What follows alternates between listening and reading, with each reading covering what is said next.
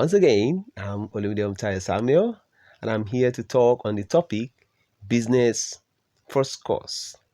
Business first course.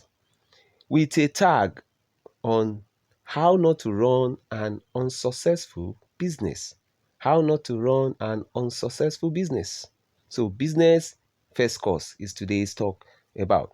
Benefits of a successful business with the aim to motivate us. Realistic way to build, you understand, a successful business. What could disturb, truncate, destroy a true business spirit? That is, if indeed it's true. Anyway, question we should tackle before venturing into business, and a whole lot of other cardinal issues will be discussed today. So I'm still here. om'tayo Samuel, still with you. Love you so much. You can always get to me. You can always get across to me in the same way you've been doing all this while. On my Twitter handle, that is Twitter at twitter.com at SSOLOMOON. That is Twitter at Solomon. And of course, my Google Plus page is still there, my om'tayo Samuel. And of course, my mobile number. My mobile number is, I'm always with it, no doubt, is 090337572 and 36. 090337572 and 36. Of course, the code is Nigeria +sign 234 plus 2, 3, and 4. So yeah, so, and of course I have, as an artist, I'm an artist, I always say this, I always emphasize, I always ingrain this. I have my shop on redbubbles.com and all of that. Seller.co is all there, and I have my Instagram pages as well. So anyway, those are just basically for now. So let's relax to see how far we can deal with business. Benefit of a successful business, or the benefit of a successfully run business. Now, the benefit of a business that is successfully run is limitless. And of course, just as the challenges, it is like the roller coaster. It is only the person on it that can really tell how terrifying, sweet, windy, or even bumpy the ride is. No one knows better about a body of water than he whose legs are deep in it. He's the only one who can tell if it's cold. You understand what I'm saying? He's the only one who can tell if it's cold, if it's warm, mushy at the bottom. So the benefits and challenges of a business are particularly felt by those in charge of running the business. So I said those in charge of running it. If you are a business owner, listen to me very, very carefully. I said those in charge of running it. So if you are a business owner and you have no input or whatsoever in the business, in the running of the business, you are not involved in the decision making, funding, day-to-day running of it, you are more or less like an outsider. It's as simple as that. You are more or less like an outsider. You know nothing about it. And by extension, your words about such business carry no weight.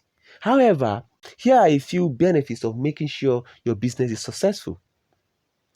To make sure your business is successful, you are going to run through some kind of benefit.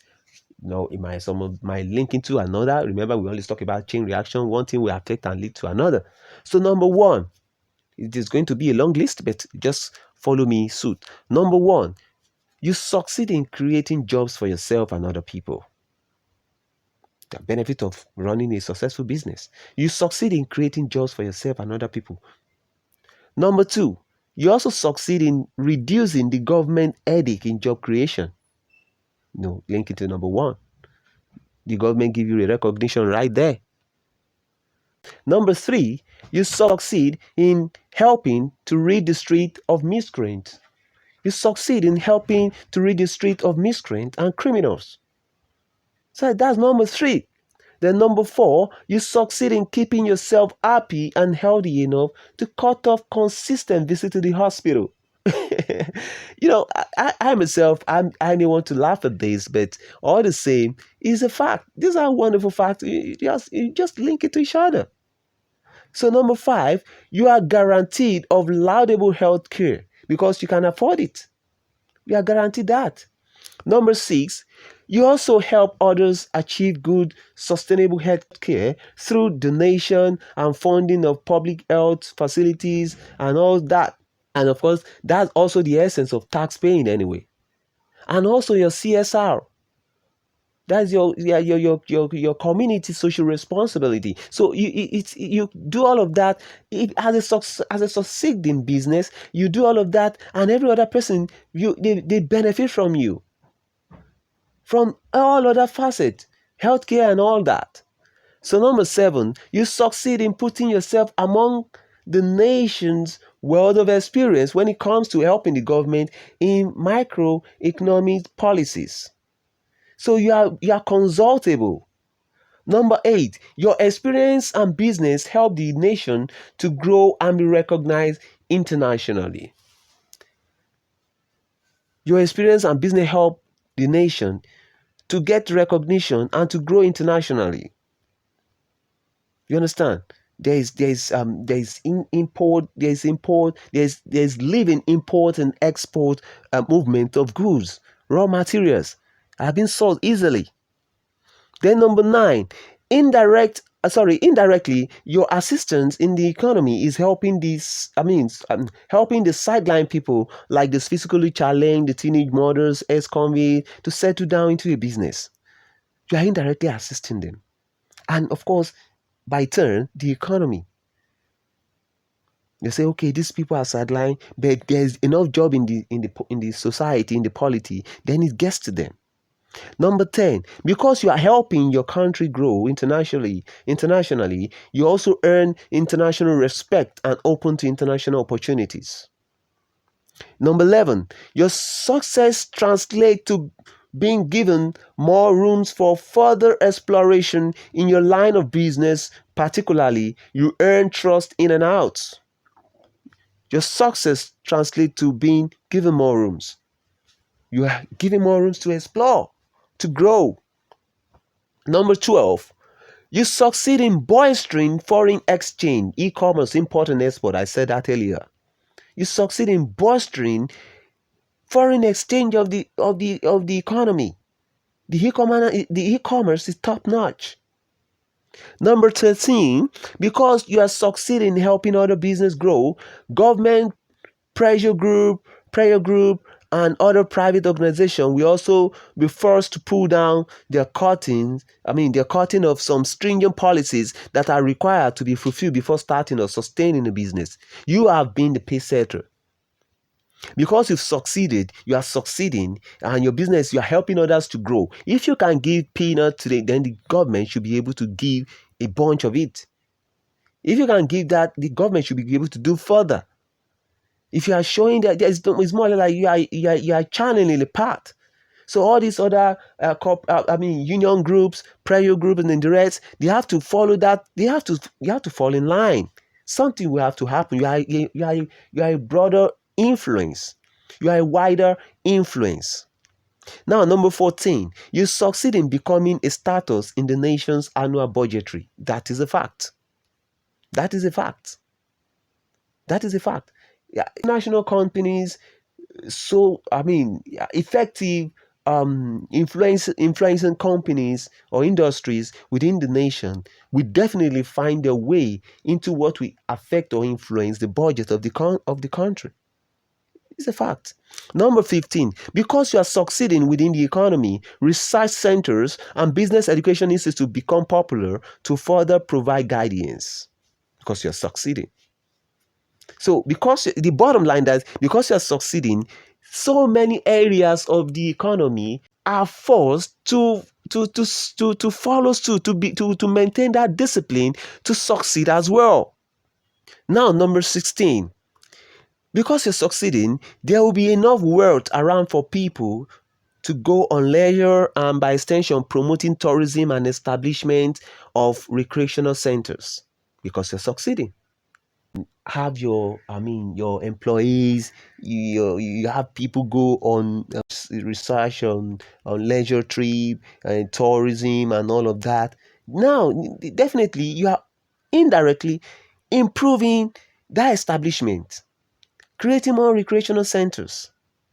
Number 17, Because you are succeeding, self sufficiency becomes a national virtue that will, by extension, make people puked at the idea of fraudulent activities, graft, and other such national and leadership vices because you are succeeding. You are succeeding, you don't rely on anything, you are invariably telling every other person that you can make it on your own. You can succeed without having to dip your hands in fraudulent activities.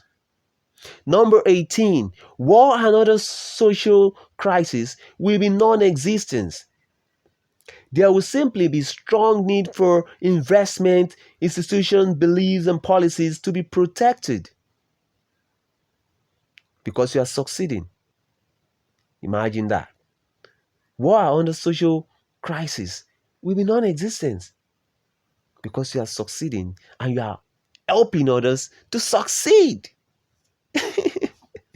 And helping others to succeed, that's the key. That exactly is the key, honestly speaking. So number 19, funny enough, people will become more responsible and filled with goodwill. They take care of their environment either by communal sanitation or forum for such national awareness without being compelled to do so. It's as simple as that. You are like a body of discipline that is telling every other person that this is the way to go. Exactly, this is the way to move. Now, number 20. And I'm going to say this because you're succeeding, you succeed in naturally uniting the employees and employers. Business homes and offices are created. The spirit of sportsmanship comes even into business. And as businesses grow, these homes and offices contribute to beautifying the areas. As simple as funny as that. You have unified. So you, to some extent, we now have a living positive competition. A competition that is not about you pulling the other person down, but you trying to, repackage your product, repackage your service and say, okay, you can come for me. I'm not saying the other person is bad, but I am better. That's just what you're saying. And by that, so many other facilities are popping up here and there, offices, homes, everywhere is growing. There is, I mean, what do you call it now? These recreational centers, public garden for public facilities and all of that. Everything is popping up, and invariably you are beautifying the area. Because what? You are succeeding. So, with all these facts, directly and indirectly, we can all see that succeeding in business is not just about making money alone. It's not about making money. It goes far beyond that. It's a lifetime encompassing effect and aura. Making money is just an aspect of successful business. And in fact, if the only thing you make in your business is money alone, then there's a problem somewhere. You are yet not succeeding. It's as simple as that. If money is the only thing you are able to make, you are not turning life around. You are not turning people for good. You don't call yourself a successful business owner yet. Not yet. No, no, no.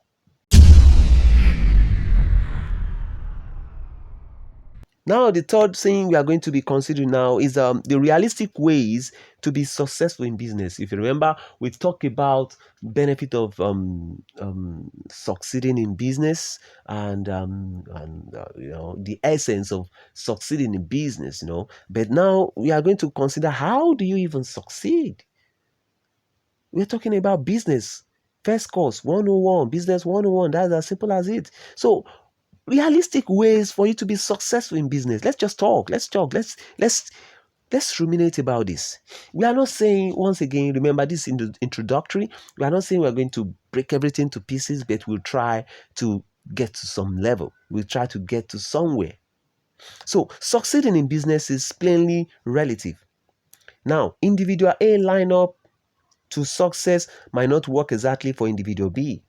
So, in tracing or charting out a way to success in business, the temperament, as much as it's seen irrelevant, must come forward first.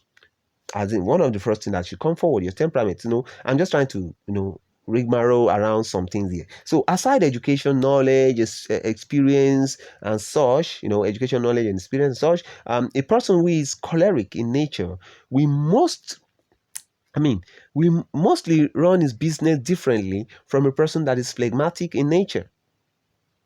So let's assume you are serving as a personal consultant in helping people start a business or become successful in business. One of our first point of call is how can his personality help in the business? How can he help in the business build up? For example, having a choleric and a phlegmatic individual market a certain product will be seen from two different and equally interesting perspectives. And this varying perspective also find their ways into mainstream business formalities, particularly a business just starting or the one trying to take shape. However, irrespective of these unique differences, there are basic ways for someone to start and succeed in a business. There are different basic ways. Aside the temperament and all of that, you don't want to. You don't want to go to someone and you want to market your product to the person. Maybe a kind of one-on-one now, and you ended up saying or touching in areas, some sensitive areas of the customer or the client to be. You just have to be careful. So at this point, what I'm saying in essence is that as minute as almost seemingly irrelevant as temperament might be, is also a key factor in deciding a successful business. So realistic ways to be successful in business are: one, having a thorough plan or blueprint of how you hope to start. You must have a thorough plan or blueprint, however you want to call it, on how you hope to start. Now, listen to me. The plan must comprise how you hope to start, how you hope to run the business, and how you hope to tackle any imminent challenges. You must have all of that. Two, scaling your plan, scaling your business plan into parts. You are going to scale your business plan into what? Into parts. Let's say like three. Let's say like three. With the first is going to be your available capital and how you hope to invest in it. How you hope to invest it, so to say. Okay, what capital do I have available? And remember, capital is not just about money. So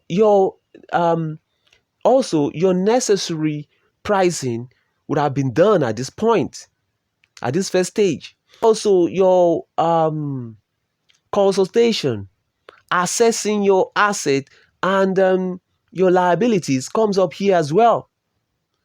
So at this first stage, you're talking about how within the capital you have and your pricing, your consultation. You want to do this, you want to do that. Who do I meet? Who do I speak with? You have to assess that your asset and liabilities. Everything. You have to come into plan. You have to come into structure. There must be a framework here. Then second will be on sustainability and expansion. Your second point, your second area, second part of consideration will be on your sustainability and expansion.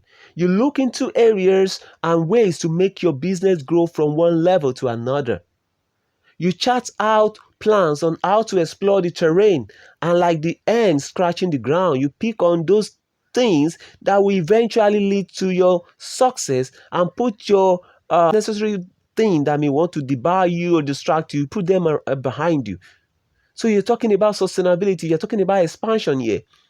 And to be very honest, this is the most important part of your business plan: sustainability and expansion. You look into those areas, chart out plans, look for areas to promote and market yourself. How do I market myself? Directly, indirectly? What are the channel? What are the media? And finally, the third part, remember I said like three. The third part which should definitely involve how you will certainly, how will I put it now? To how you hope to tackle issues, challenges, trouble, debt, and all of that.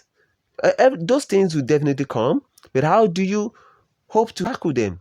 Unexpectedly, this is where you draft out how and with what technique you hope to swim out of troubled waters, either the one you've envisaged or not.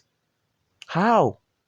So, however, it is priceless to affirm that this demarcation is wholly personal. It's very, very personal. A consultant could only fashion out the guide. Remember, you are the person in the water. You know if it's cold, warm, or simply muddy at the bottom. So you must be at the forefront of decision making, at the front of key factors that are to be considered. Number three, of how to start a successful business or to run a successful business, you must have a definite demarcation.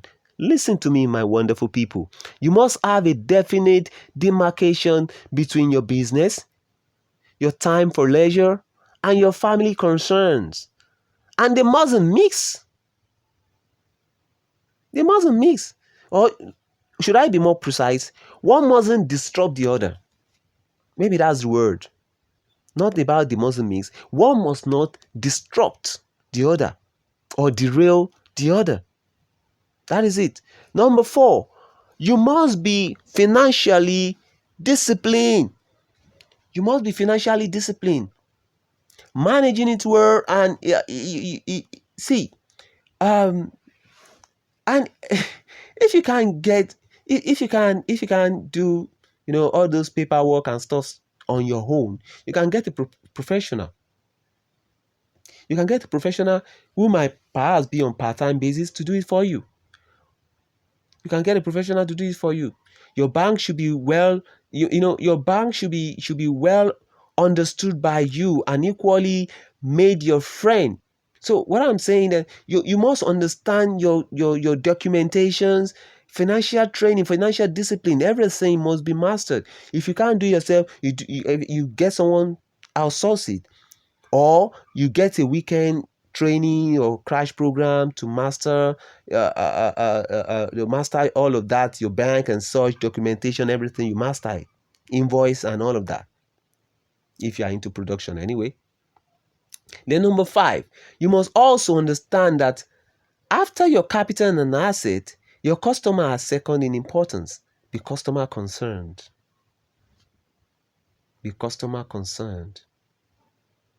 Number six, you mustn't be afraid of taking calculated risks in terms of growth and expansion.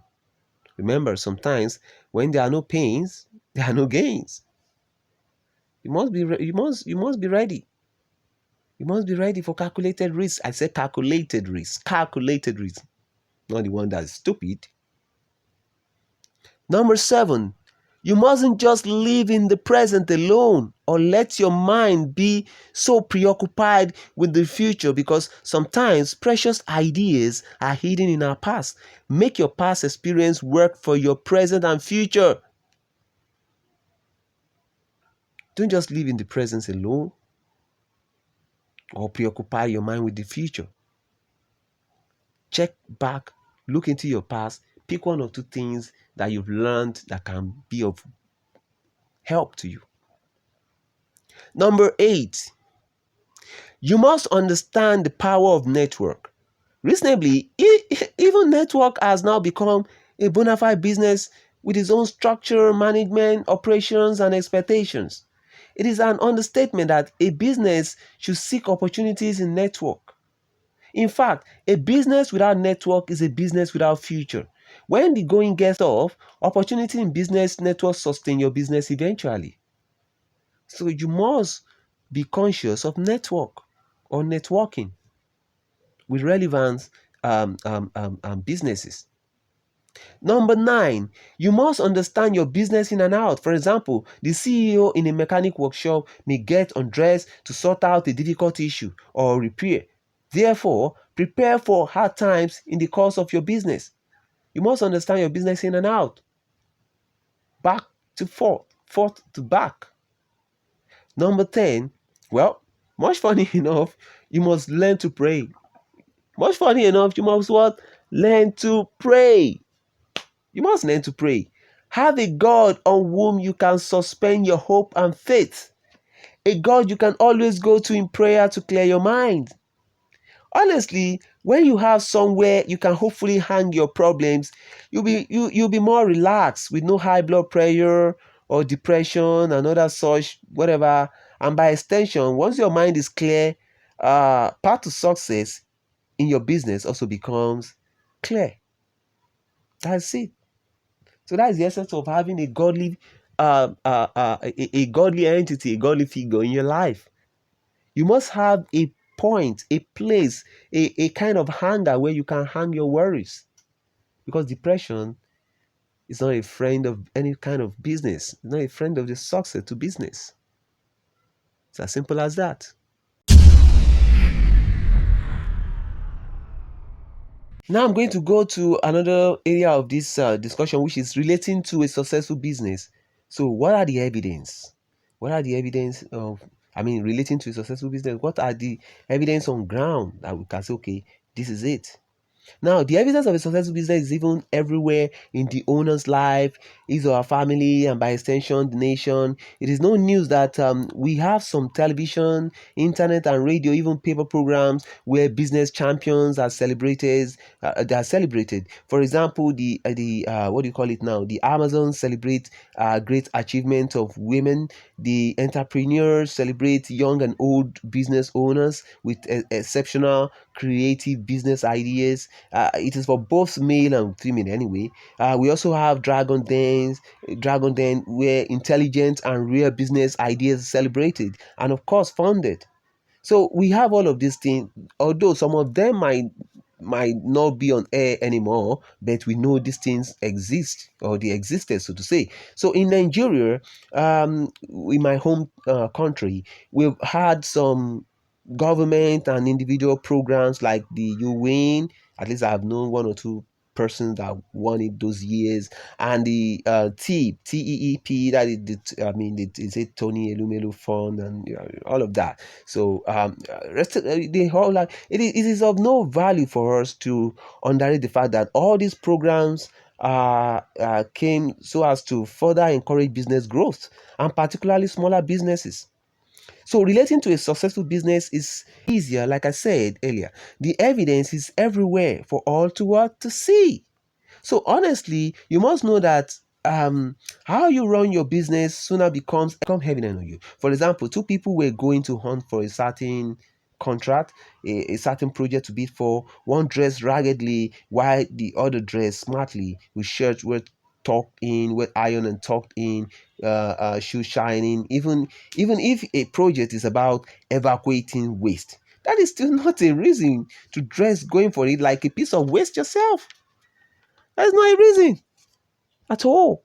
So, and again, no serious business is run on picking a tarot card.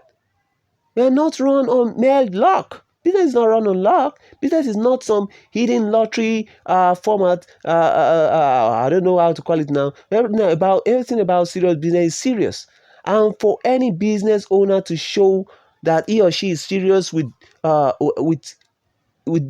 his or her business, there must be structure. So, for example, a weak organogram or information dissemination within a business is a salient evidence that a business is not ready to be progressive. So, in running a business, all hands must be on deck. Everyone must know and understand his duty. Another evidence of a failing business is in the customer. Whenever customers complains, is becoming more and more. It's becoming overwhelming. When complaint is more received than compliment in a business, it generally affect recommendations. And anything that affect the recommendation of a business affect the growth and sustainability of the business. Sales drop and production, production lose from one sale term of or month to another. In other words, goods remain in store farther than their expected sales period. In fact, activities within the business remain so unpredictable and stagnant. So, in other business, you discover that keeping record is almost a strange thing. It's almost a strange thing in some businesses. Keeping record becomes something alien. Nothing is reliable or consultable. No data bank whatsoever.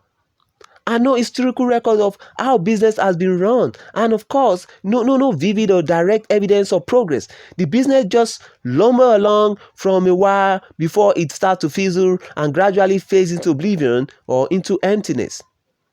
And unfortunately, the owner or management look for somewhere to throw the blame, seeing the government and its policies as a fertile ground for them to parry their own failures. So in the same manner, any business that struggle with advertisement and publicity soon see itself in the pit of oblivion. Let's play around this idea for a while. A business starts up well, having its access and running liabilities intact, production, service delivery, what do you call it now? Payment, management duty, there, etc. Everything, and the business owner and the management. The business owner and the management will definitely want patronage, so to say. Their machinery and equipment rightly used so as to earn money and other value from them. So in this light, advertisement and publicity will be channels, say, at ratio 50-50, which churn out product or services. So some get so engrossed in production and services at the expense of advertisement, say 70-30, and sometimes in rare cases 98-2. So a successful business should be successful all around, even in its advertisement and publicity. So successful business don't just struggle to offset bill or pay salaries. Any successful business has a set down program of payment of its bills. Now, I'm not saying if you don't advertise your business that you're not running a business. No, remember we are talking about features, aspect that decide, economic aspect that decide a successful business. So it now depends on your way of advertisement, your way of advert, carrying out your advert. It might be directly, it might be indirectly. You might not put any billboards or throw flyers around. But there are ways, even customer recommendation being given and all of that, customer relationship and all of that. These are, a silent form of advertisement. We must learn to read between the lines. So it is one thing for employee to complain. Like I was talking about bills and payments here. It is one thing. It's one thing for employees to complain about inadequate salaries, working 9 to 5 and still going on with peanuts for salaries. And it's another thing for them to complain about late payment of salaries. However, in which there is such complaint in a company or business, it means there is more to be corrected in the business or in the company, and the management needs to channel out a way to balance things and eradicate the complaints. No one is saying there won't be one thing or another your staff will complain about. They are human needs will also continue to grow. We continue to grow, we continue to change. But what I'm saying is, have a structure that will make them only complain about what they need to complain about. For example, a company that knows that knows well and is known to add or increase its staff salary every year or every 2 years with 10% or so for notable improvement that are of course documented, 5% for every other and 2% for staff with dormant record in terms of contribution to the company, and all of that will progress. We will not have a staff complaining. Such company we move forward. We don't have them protesting arbitrarily.